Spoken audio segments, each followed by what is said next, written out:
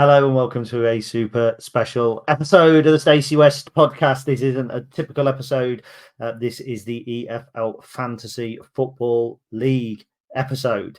So, first of all, let me introduce my, what can we call him? Because we say co-host, but we're at loggerheads, aren't we, on this show? It is you versus me on the EFL Fantasy Football. So, Chris, in you come. Hello. Hello. It's me, your rival, your bitter arch rival, deepest enemy, whatever you want to call it, who I'm really enjoying this. Really enjoying this. We're 1 week in, so I'm, of course, therefore 2 weeks behind everybody else getting started with Fantasy EFL. But it's good fun, isn't it? Yeah, it is good fun. Chris being late for something, who would have imagined that? But unfortunately, when we do the scores, you'll see that it isn't apparently about timing, but it is all about quality. So Chris and I first did this as a podcast last week for On the Terraces, and we decided that it was a little bit better to do it as the Stacey West because there are 71 people who do the Stacey West Fantasy Football League. I know because I am 70th. I might be 72 actually. So Chris and I have decided each week that we're going to take you through the team that we pick. We're going to tell you why we're picking those players. We're going to look at other teams we picked the previous week. And each week we're going to crown a winner. Now, bear in mind, so let's say, for instance, Chris thrashed me this week and all the scores will be revealed. So let's say Chris thrashed me this week by 100 points, which he didn't. That's 1-0 to Chris. If next week I win by 1 point, that's 1-1. So whatever the league table says doesn't matter. It is literally just week for week. Now, technically, I should be 2-1 up because Chris didn't do it for the first 2 weeks. But I don't think that's going to swing. No, particularly because we didn't have this idea until after 2 weeks as well. Which is why being early should benefit you. I was early. I got in here on the ground floor. So, look, we've got no idea of time because we're recording this on the same stream as we've just recorded a podcast for On the Terraces as well. So no idea how it's going to go, how long it's going to go on for. We'll get straight into it. What we're going to do is look back at last week's teams. Now, I will provide a link for the On the Terraces podcast. So if you want to listen at the reasoning behind these teams, you can do. What we will do every week is we will start with the winning team. So today it is... Ooh. Chris, what's your team name? My team name is Substandard Liège. So Substandard Liège this week got 60 odd points. You can't see that from the graphic. 65, I believe. Indeed. Who were you particularly proud of? Alfie May, a transfer who I wasn't massively sold on, to be honest, pre-season. But in terms of the game week, I felt Birmingham were the most likely to win the game, and Alfie May was leading the line for them, so was probably most likely to score. So I captained Alfie May as well, and thankfully that paid off. For those of you that did listen to the podcast last week, something that's quite funny that maybe would have been very embarrassing this week if it didn't pay off is Gary asked me what was my approach towards picking my team, and my approach hasn't changed hugely, by the way, but it was initially just looking at the fixture list and seeing if there's any real outliers there. And I was adamant that Watford were playing Plymouth, and they weren't at all. So I'd picked 2 Watford players off their previous week's performance and the fact they were playing against Wayne Rooney's Plymouth Argyle, and they were not even playing against Wayne Rooney's Plymouth Argyle. So how I got that wrong, I don't know. But I did get away with it. Still got some points because Watford did still get a victory. Yeah, very good. Right, I suppose we ought to have a look at my team then, didn't we? Let's. This is the car crash that was my team this week. What's that? 10, 16, 18, and 25 points, something like that. I put a lot of stock in Luton Town because they're away at Preston North End.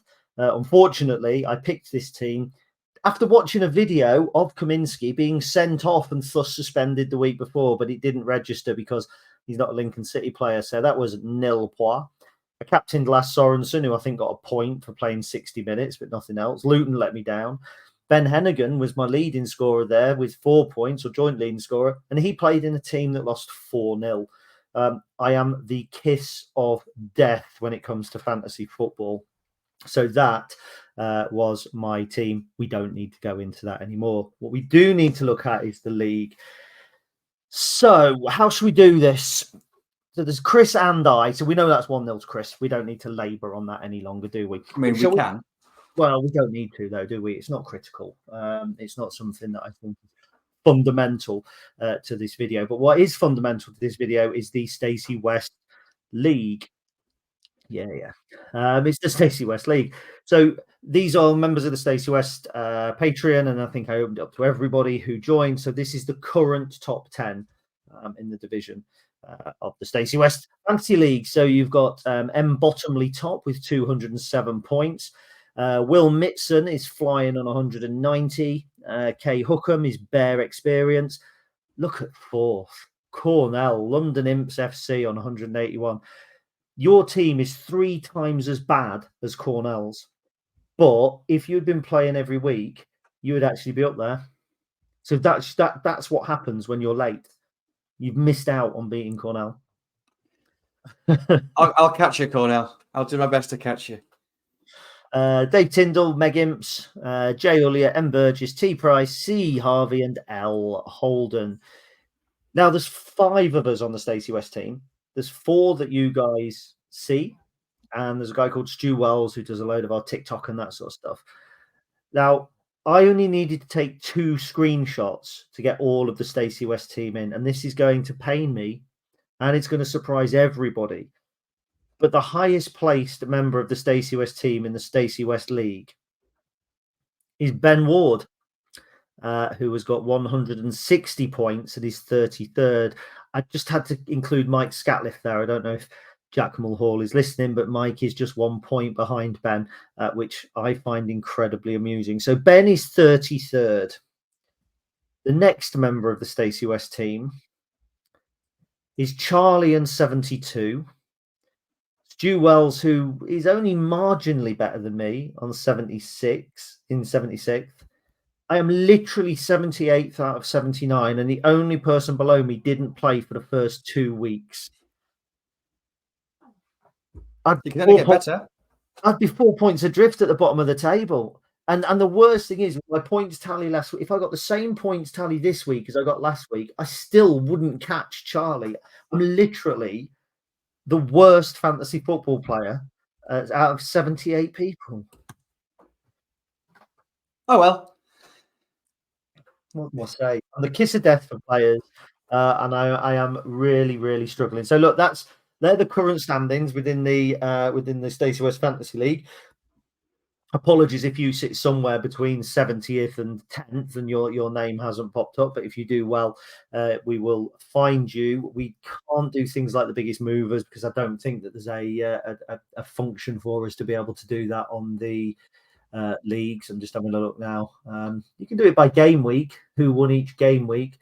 So game week 1, I was 68th out of, please don't tell me that, I don't know how many, it doesn't tell me. So yeah, 68th in game week 1. Wow. Game week 2, I climbed to 66th. In game week 3, I fell to the bottom. I don't care. This is game week 4. It's only 1-0. So whatever that league says, I'm coming for you, Mr. Lamming. Good. Well, the league table in our little battle here, the league table does lie, doesn't it? As you mentioned before, it doesn't matter what the overall score is. You've only got to win by 1 point each week to get an overall victory. So who's going to go first this week in regards to showing this week's team? I'll let you go first, Chris, and you can talk us through keeper all the way through and why you've picked your 2 teams at the bottom. Okay. I have gone heavy with stats, which I'm sure comes as a real surprise to everybody watching this, but also using fixtures as well. So looking for outliers in the fixture list in terms of who do I feel is really likely to win or lose, and are there any kind of high-performing players within those teams that really stand out compared to the competitors. So I've gone for, I haven't got a single player that plays for the same team. So I've gone for 7 players from 7 different clubs, starting with Tommy Simkin in goal for Walsall, who have the lowest XG against in League 2. Only conceded 1.11 XG in 3 games, and they're playing Cheltenham, who are the 16th best for XG created. I think Walsall are one of the teams that are most likely to get a clean sheet this week. So I have gone for their goalkeeper for that reason. I've also picked Walsall as one of my two teams at the bottom as well, because I think I just think they're a better team than Cheltenham are. So yeah, I'm going to kill two birds with one stone, kind of explaining that. Next, I've got a Lincoln player, Sean Rowan. Sean Rowan takes throw-ins on the left-hand side. He takes corners at times. He takes free kicks in terms of deep deliveries. He has got the highest number of key passes in the whole of League One so far this season, and scores really highly for clearances, which gets points for defenders in the metrics for Fantasy EFL. So Sean Rowan is in. In fairness, in terms of the overall standings, you could have picked any of Lincoln's back three and had a good reason to pick them. In the other centre-back position for my 2-2-2 shape is Milan Van Uwijk. Coventry have got the third best XG against. They are against Norwich this week. They have the fourth best XG for, so that could come back to bite me in the backside. But I also thought Van Uwijk was a good bet for potential assists, and it also scores highly for tackles and clearances as well. So that's my back three. I'm wondering if you want to share some of yours now, because I think it's a lot of me talking. Not really. Yeah, I am going to share mine. For viewers at home, the graphic may well come on now, but for Chris at the moment, you won't actually see the graphic, because I want to get some video footage of us chatting as well, so I can drop it in between the two. Little peek behind the curtain. So I have gone in goal. I've gone for Alex Palmer. Now I have employed a different approach this week. Like you, I've gone back to a 2-2-2 formation, away from the 2-3-1 from last week. And because I did so badly, I decided to rely on stats as well, but I used much simpler stats. I just looked at who had got the most points over the last 3 weeks and tried to pick players around that who were also playing teams where I thought they might get a result. So West Brom have done really well so far. Alex Palmer wasn't sent off last week, or at least I haven't just watched a video of him being sent off last week. So I'm pretty sure that he will get a couple of points for me. So I've gone with Alex Palmer in goal. Those of you watching at home will also realise that I too have gone for a Lincoln City defender. I like one who's got goals and assists to his name. I've gone for Pordy O'Connor. I also think against Stevenage, he's going to see a lot of the ball. I think things like there'll still be aerial duels. He's been really, really strong there. It's something I think that players score points for. So I quite like the idea of going a little Lincoln heavier this week. And finally, I've actually done something that you did last week. I've decided to back Watford, because Watford have been doing particularly well. So I have gone for Andrews at the back, whose first name escapes me because I'm not a Watford fan. And the reason I picked him is because I looked down to find which Watford defenders got the most points so far. I am determined not to be at the bottom. And I know that there's going to be a couple of people in the 77, particularly in spaces like 10 or 12 above, that do not employ this. So I'm using this purely as a safety tactic to get off the bottom. I am employing motherfunking percentages. So they are my back three. Chris, let's go back over to you for your attacking 4 players.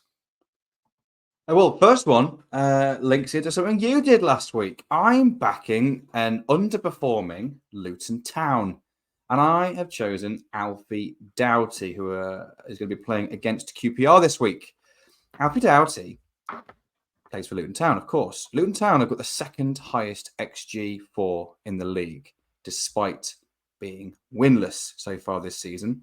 And Doughty has also got the highest expected assists so far in the Championship, and has only got 1 assist so far, but has far higher for expected. Also scores really well for interceptions, which is a big overlooked statistic, I would say, in terms of scoring for midfielders in this, which is something I massively overlooked last week. So yes, Alfie Doughty is in there alongside a former Lincoln City player in Jack Payne. Now, Colchester United are playing away at Accrington Stanley. Accrington have conceded 10 goals in 3 games so far this season. Jack Payne is really up there for key passes, which is a key metric for midfielders. And again, is third in League 2 for expected assists. So I was thinking Accrington conceded a lot of chances. A very, very creative player. I think that's gonna work rather well, hopefully. And then my front two. I was a bit disappointed that Jody Jones is counted as a forward, by the way. I was really hoping he would be a midfielder. But Jody Jones, again, playing for Notts County away at Mark Kennedy's Swindon Town. I really don't rate Mark Kennedy's Swindon Town. It's genuinely, I'm going to say nothing. It is a little bit. But it's not much to do with the fact that I don't massively rate Mark Kennedy as a football manager. The Swindon have only scored 1 goal this season. And that 1 goal came from a centre-back who was dribbling from his own half and took a pop from 30 yards out. That's the only goal they've scored. And Notts County are score incredibly highly for just chances created, goals, expected assists, all that sort of good stuff that's high point scoring. And Jody Jones has got the 2nd highest expected assists in League 2. Notts County have got the 3rd highest XG created. And Jody Jones, as we all know, is just quite good at football, really. And I just think in terms of pure individual quality, he has far higher individual quality than the majority of the Swindon Town team. I was actually torn between him and Dan Crowley. I was determined to pick a Notts County player. I had to pick between him and Crowley, and I went with Jody Jones. And then to finish off with, told you it was really stats heavy, Emmanuel Latalath, from Middlesbrough. Middlesbrough are playing against Cardiff, who are bottom of the Championship, winless, with a -7 goal difference, despite being a little unfortunate to get that in terms of the underlying numbers. But Middlesbrough got the highest XG in the league, and Latalath is 3rd for highest it as a player XG as well. So if there's ever the likelihood that the numbers suggest someone's going to score a goal this weekend, it's probably Emmanuel Latalath. So there are my front 4 players. So much more has gone into this than it did last week. So let's see if it works or not. Because if not, I might just go resort to your tactic. A lot more has gone into it. But I've actually employed some of the same tactics in picking my team, and nothing went into it at all, which is probably what I should have done last week. I overthought last week and didn't think it at the same time. So my first midfielder, I have gone... Do you know what? It's actually uncanny because we haven't conferred, have we, at all? Not at all. We haven't conferred. I realised that I'd underestimated the power of interceptions in midfield last week, and I decided to pick Ethan O'Rahan this week because I just figured, you know what, I'd rather fail by backing Lincoln than fail by backing everybody else. And I backed too many teams last week and who failed. So I figure if I'm going to be let down, I'd rather be let down by Pordy and Ethan because I don't think they will let us down. So I went for Ethan O'Rahan. And my other midfielder, I really don't like Mark Kennedy's Swindon this season. So I decided to go for Dan Crowley in midfield. Just, you haven't seen it, but I did upload it just so you can see. I have actually gone for Dan Crowley in the middle of the park there. Also because when I looked at the stats, I fancy Notts County for it. I went on midfielders in League 2, and Dan Crowley was right up there. And that genuinely, there's so little thought gone into this. It's unbelievable. So there we go, Dan Crowley. Now up top, there was a tiny little bit of thought in this because when I went for Championship strikers to see who had scored the most points, it was Josh Madger. And I saw that he was against Swansea. And I just fancy him to score against Swansea. I like West Brom. I think they're a good side. Madger's obviously on fire. I don't see any reason why that would particularly stop. So I've just played percentages. I've just picked a player who scored more points already this season. I need to get myself up into a reasonable position in this table before I start being fancy again. And I need to get a victory over you just to make sure that you don't start pulling away. And I think that Madger could well be that. And we'll come back to who you've captained in a minute. But I've captained him as well because I figured, you know what, why not? And then it was a toss-up between Alfie May or Billy Bowden. And I didn't want to back May because you backed him last week, and I didn't want people going, well, you're just picking players Chris picked last week. So I went for Billy Bowden. They're playing Northampton. Northampton, I don't think have particularly hit their strides yet. Bowden's got 3-2, I think, for Burton. Quite like him, decent player, good season with Oxford last season. So I have backed him to be my vice captain. Now, who were your captain and vice captain, Chris? So this is where maybe I've been a little bit controversial because I've captained Alfie Doughty.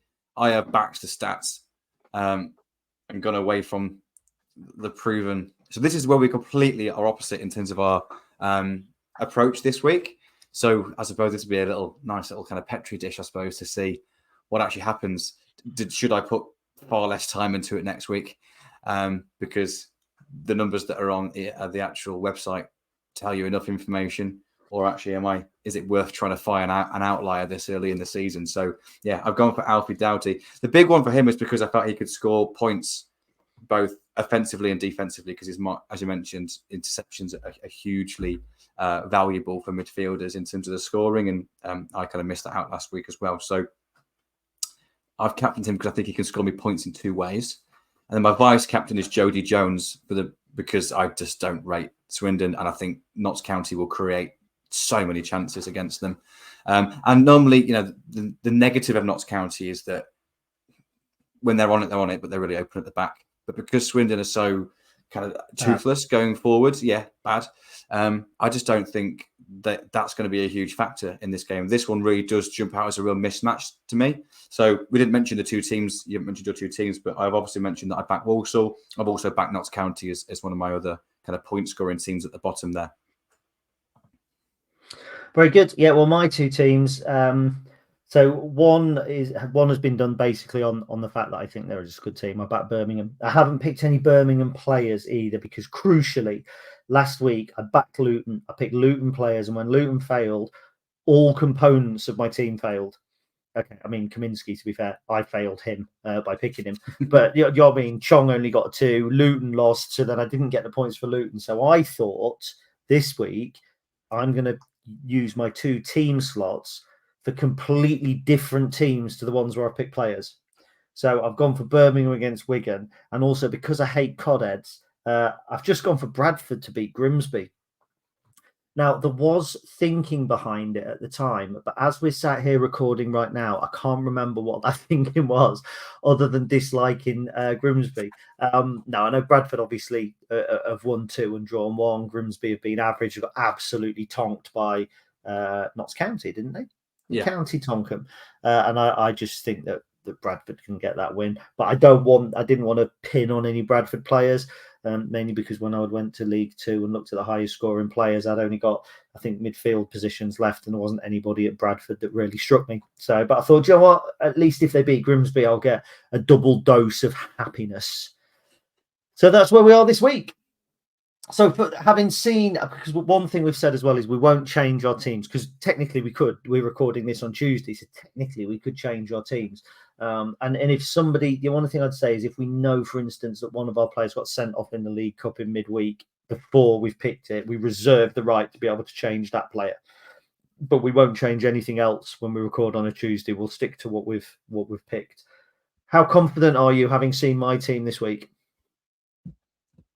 Honestly, I hope this doesn't come back to bite me. I'm more confident this week than I was last.